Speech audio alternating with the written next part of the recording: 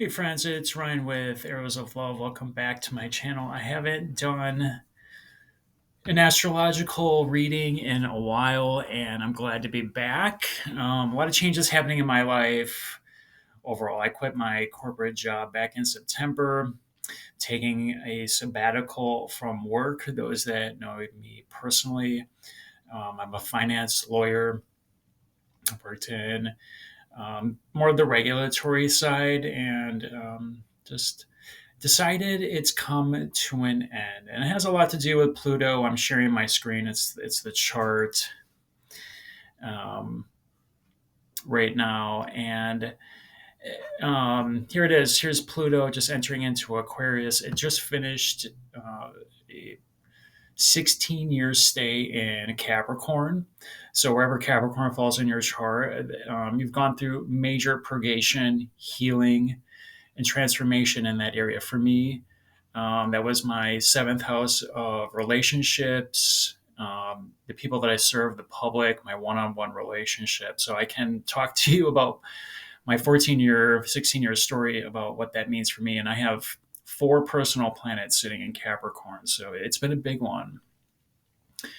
But it's a change into Aquarius. And if you think about what this is all meaning, we can take a look at politics. I'm not going to talk too much about politics, but take a look at what's happening in politics. It's a lot about leaders and the people, and this tension between the two, and that is the Aquarius Leo axis. And look at what we have sitting in here right now. We have Mars retrograde.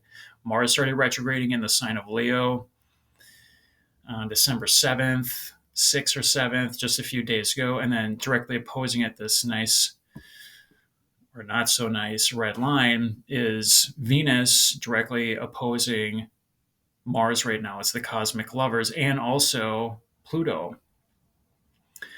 Um, that is traditionally just known as a lover's quarrel, lovers' secrets coming out, healing, betrayal, crisis. I mean, it's whenever Pluto enters a new sign, it's always met with a crisis. When Pluto entered into Capricorn, we had the financial crisis of 2008. So this one, I think, is going to be more about people.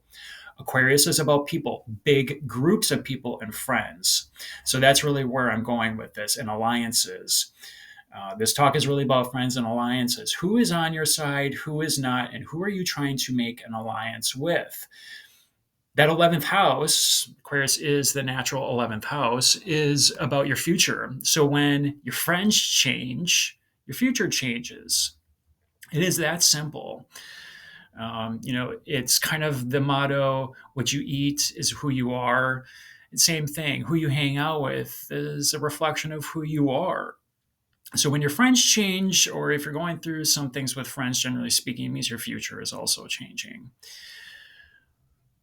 We also have a Mercury retrograde happening in the sign of Sagittarius, directly opposing Jupiter, who rules Sagittarius, also in Gemini. So these are in mutual exchange with each other. Jupiter and Mercury are in each other's signs, but they're opposing each other. So again, it's creating more tension. And the Gemini Sagittarius axis has a lot to do with learning and experience. It's, in my opinion, and everyone will have their opinion about this, the hardest axis in the entire zodiac, because it's about learning. It's one thing to learn about relationships, career, your field of study on a book. It's another thing to go out and experience it, right? So it's this tension between learning and experience. And then we have this tension between we the people, Aquarius, right? Power to the people, and me, monarchy. Leo is monarchy. So we just saw the regime and Assad fall. That's likely attributed to this move of Pluto into Aquarius. We're going to see more of this tension between monarchies, democracies, freedom, rebellion, vigilantes, and power grabs. So that is what this axis between Leo and Aquarius is all about. And then we have this other axis about learning and experience. So it's going to be a push and pull. We have a lot of air and fire energy, fire in the air. I mean, we've seen a lot about war lately. And when I think about, as above, so below, what's happening out in the greater world is probably somewhat reflected in our own lives. So we have to think about how is this reflected. And I keep coming back to this concept of friendship. It's a big one. Even on the Vedic side, um, the new moon, this lunar cycle that we are in right now, and it culminates in the next few days.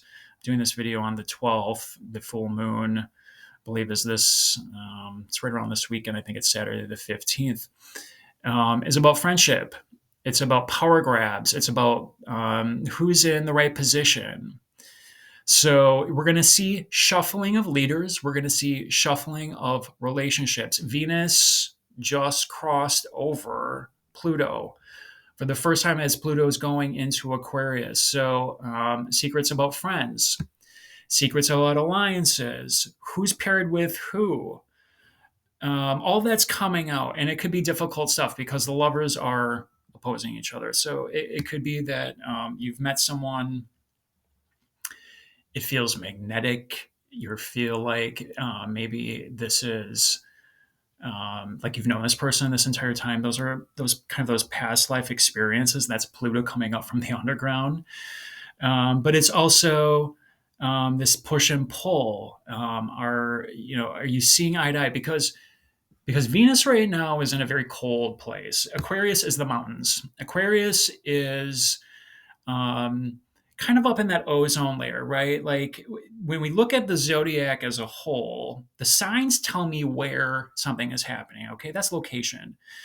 The planets tell me people, and then the house system tells me the what. Okay, that gives me the subject matter. So even in mundane astrology, the astrology points to what's going on with friends, your group alliances at work, and who is an alliance with who. And we're going to see this play out on the world stage, and we're going to see this play out on the personal stage. So Venus might be dredging up secrets, or she might have a secret about a friend, someone that's happening in your workspace. Venus might be a little bit rebellious right now because that 11th house is a place of rebellion. Vigilantes, we've seen that with recent news in the United States. So it's hard stuff. It's bubbling up, and it is the new crisis as excuse me, Pluto moves into Aquarius. So it's of the people. It's a crisis mode. Is democracy in crisis? Are we going to let dictators and strongmen rule the world, or are the people going to rise up? I think we'll see a push and pull of this over the next 20 years. The other interesting thing I want to note here is Saturn is now moving direct in Pisces and going to start coming close to a conjunction with Neptune. And Neptune's at the very end of the zodiac, 27 degrees. That's the exalted point of Venus. Let's talk a little bit about Pisces. Pisces is the natural 12th house. This is where Venus exalts. This is a house ruled by, and a sign ruled by Jupiter. And I would also argue Ketu, the south node of the moon. Now we have Saturn here. Saturn is known for his feigned appearances, walls, blockages, delays, old age, people, just generally speaking. Pisces is a sign of empathy, spirituality, religion, but it's also the place of evil spirit. The 12th house was traditionally known as the house of evil spirit. It's your hidden house. It's that which is hidden to us. And when things come into that 12th house, things are not always what they seem. And Saturn is going to appear to be kind of this self-sacrificing person, religiously motivated, but there's something two-faced about it.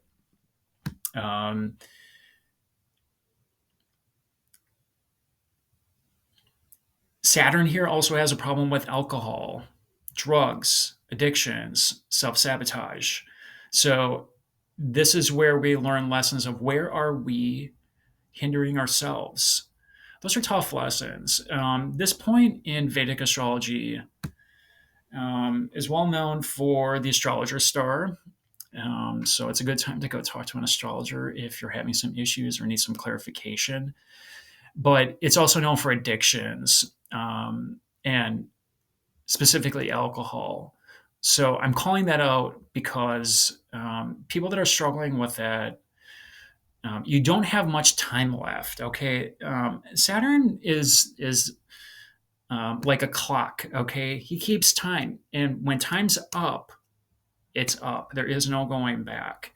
So people struggling with addictions, people struggling with mental health issues, I really encourage them to go seek professional help at this time because, again, as Saturn keeps getting closer to Neptune, those boundaries, those safeguards are going to dissolve. So I caution people, there just isn't much time left for this. So, you know, family members, friends, colleagues that you know are suffering right now, be gentle with them. But if it's getting to the point where there's clearly no turning back at that point, they need to get professional help. And I'm seeing this in my personal life. I'm seeing this across my family and some other, not personal family, but family that have relative that also have relatives. So I'm seeing it a lot with older men in particular, because this what's going to happen here with Mars. Mars is very fiery, very dramatic. There's going to be things with celebrity culture. The front man. Think about it this way: the front man is in trouble of some sort. It's a new conflict because that's what Mars is, cutting and severing. And in Leo, it's very hot. But Mars is actually going to move back into Cancer.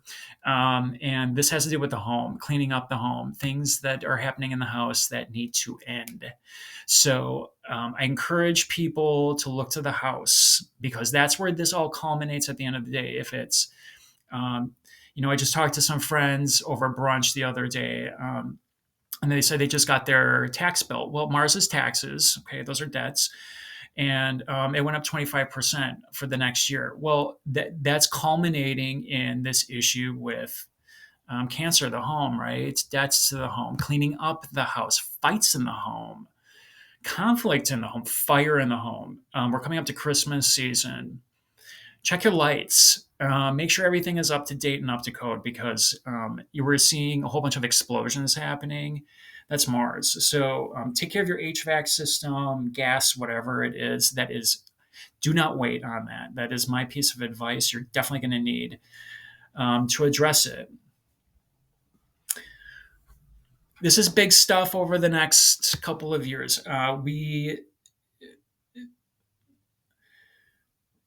There is going to be a pile up of planets in Aries and in Pisces. It's big endings. It's big endings coming, and there isn't a whole lot we can actually do about it at this point. Whatever is put into motion is kind of in motion. Venus is going to retrograde. Um, let's see here. I think right as Mars starts stationing direct, so in April. So we go through this Mars retrograde, which only happens two times a year. That is the divine masculine energy.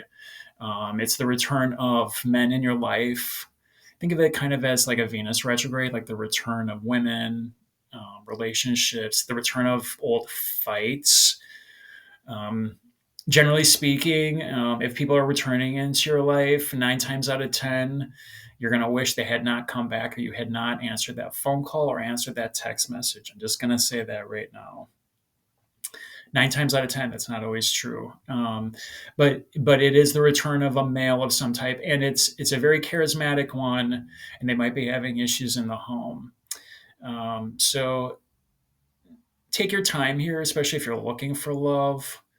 I'd wait. I'd wait a little bit. I'd give it the rest of the year. Venus is going to retrograde. If you just met someone, give it some time. I wouldn't be rushing into anything. And going back to what I had mentioned before, this next year is the next um, the rest of the year, and definitely all the way through April. Keep your friends close, okay, and really evaluate where your priorities lie and where your values lie, because there's going to be some friendships that come out of the blue that are secret. There's going to be some alliances that are being made that we didn't expect. Um, but we're going to have to rely on friends to get through the next couple of months. It's not going to be easy stuff. It could be fights in the home, like I said, with that Mars retrograde. Venus is going to be retrograding, um, I think, in Aries. Not a great place for her, just generally speaking. So keep tight, people. I want to get back to this. I will interject some Vedic where I can, where I think it is helpful. But this is really about democracy, revolution, rebellion, vigilantes, and friends. And whose side is who on? And everyone's going through this to some extent. So I want to leave it there. Leave me a comment. I'm going to just do kind of these free form astrology readings as I start getting used to my technology and figure out how I want to do this again. But like I said, I will interject some Vedic in here where I think it's helpful. Drop me a comment, like the video, let me know what you think. I'm always interested to get some feedback. So thanks everyone, appreciate your time. And